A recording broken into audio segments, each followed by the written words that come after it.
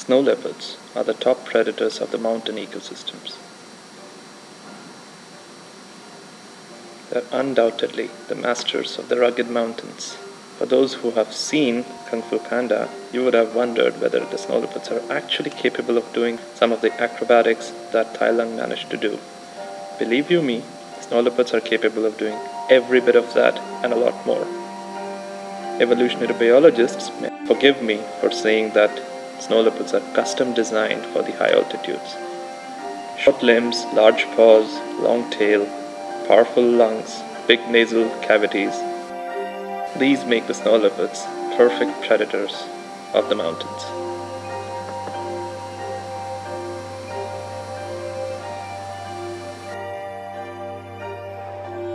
Now, where are these charismatic cats found?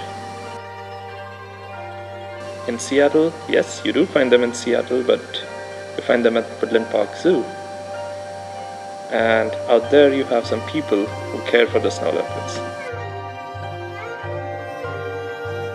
But there are no wild snow leopards in the US.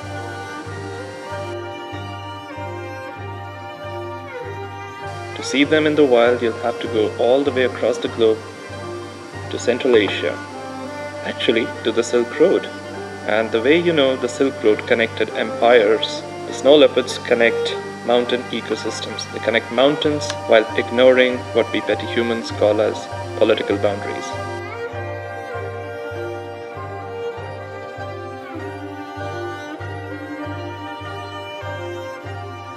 To showcase that, let me take you a little closer. I'll take you to Chitral in Pakistan.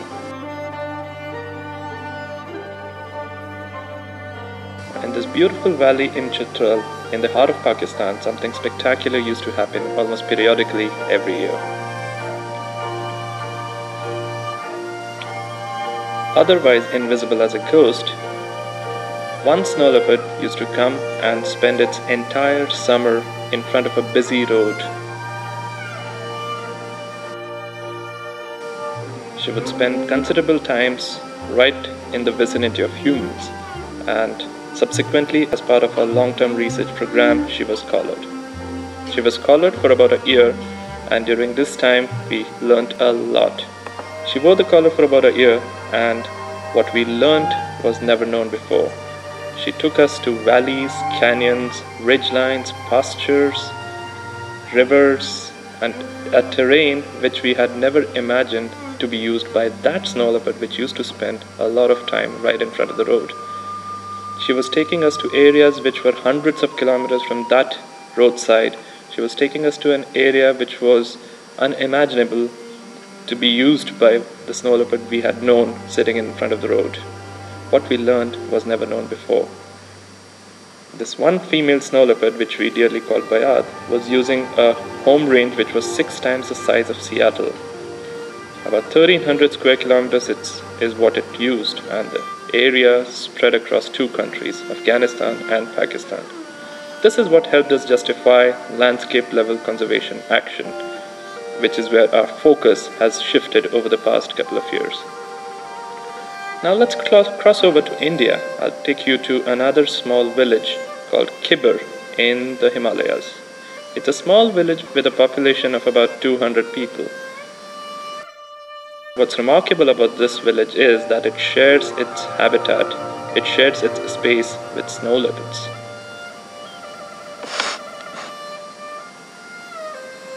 A lot of you may have seen the snow leopard in the zoo, and you would agree with me if I say that they're the most playful animals.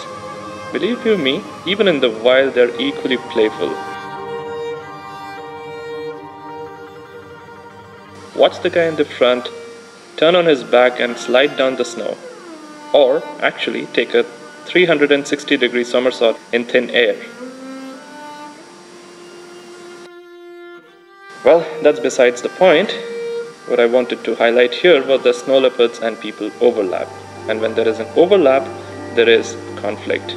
The losses can be mutual. People lose livestock, snow leopards lose lives. There are a lot of snow leopards which lose their lives or are confined to rescue centers after losing a limb or two.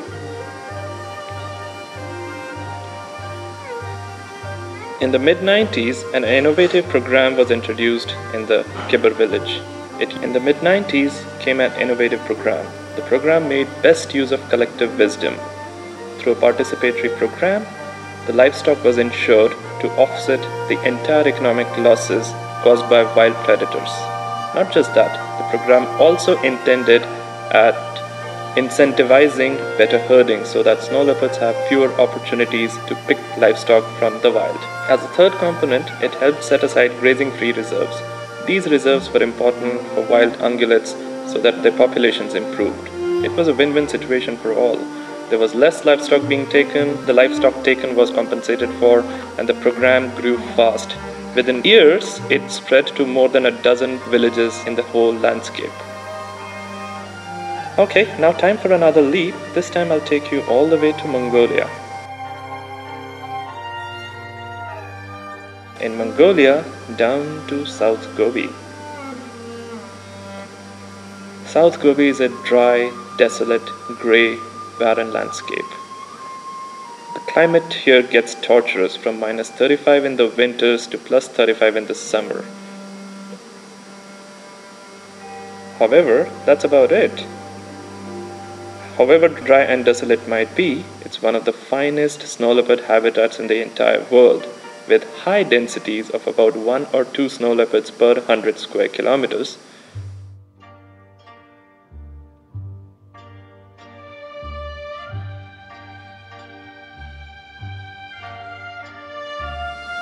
The irony of the best wildlife habitats is that people living in these are often the poorest, and South Gobi is no exception.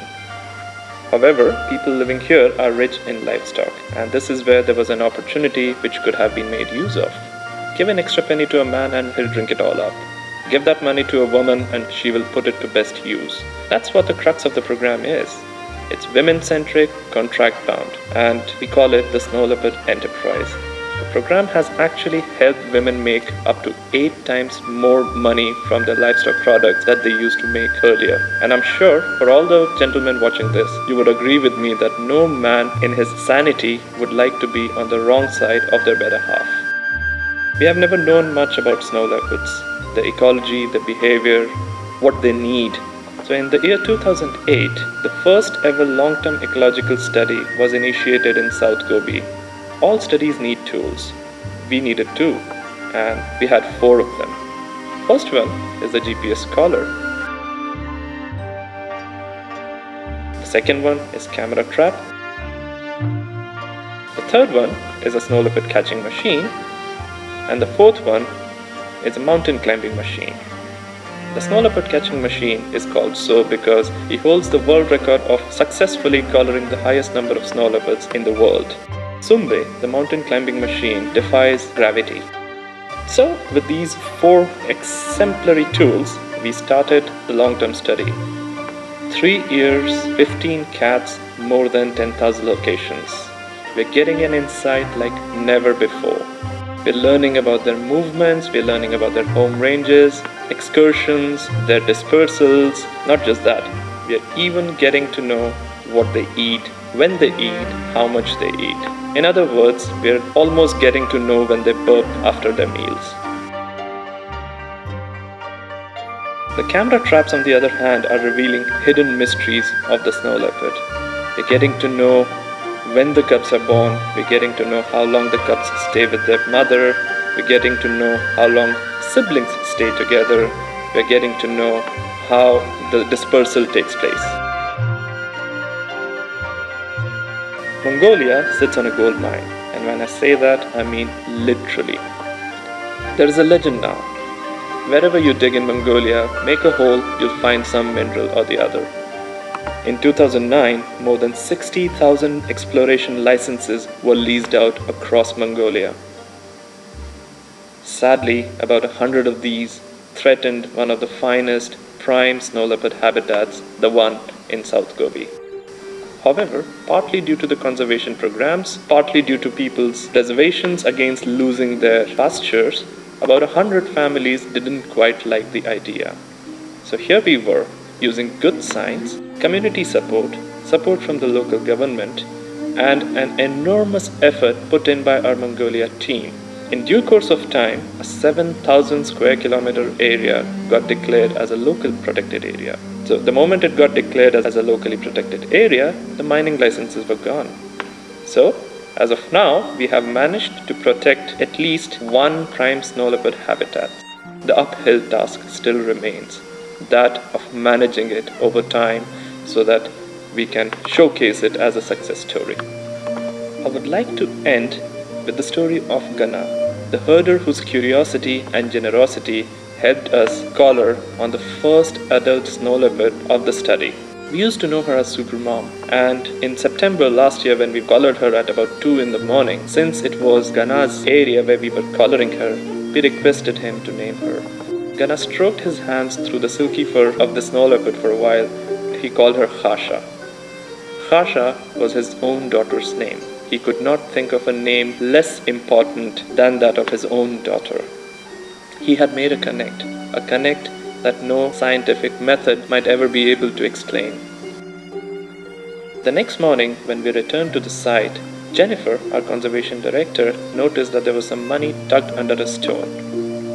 We later realized this was an offering made by Ghana to the mountains for the well-being of Khasha. Khasha, his daughter, the snow leopard. Khasha, his daughter, the girl. Thank you.